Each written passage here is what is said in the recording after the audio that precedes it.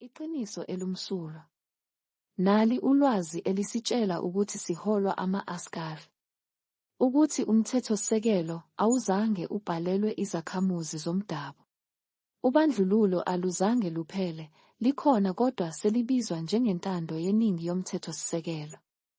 Kulo nyaka ngemuva kokuthi oDokotela betoyi sithole ukuthi oDokotela abangu-800 abasebenzi. Kodwa uhlelo lwezempilo lethu ligcwele oDokotela bakwamanye amazwe. Ngakho-ke, abantu bakwamanye amazwe bathola ukuphila ngokwezezimali futhi bondle imindeni yabo ezweni lethu. Kodwa oDokotela bethu ezweni abaneziqu ezifanayo abasebenzi. Izizukulwane zalwa khona ngelinye ilanga thina esomdabu siyokwazi ukusebenza eNingizimu Afrika. Manyala mani lawa esiwavumayo? Zibuze ukuthi lokhu kwenzeka kanjani.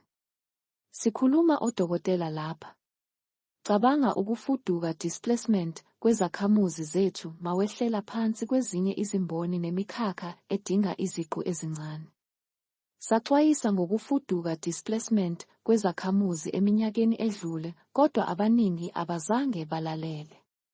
Mhlawumbe manje njengoba uyibona ngoDokotela, izibani zizokhanya. Lesi simo sikhombisa ngokusobala ukuthi awunawo amalungelo ezakhamuzi.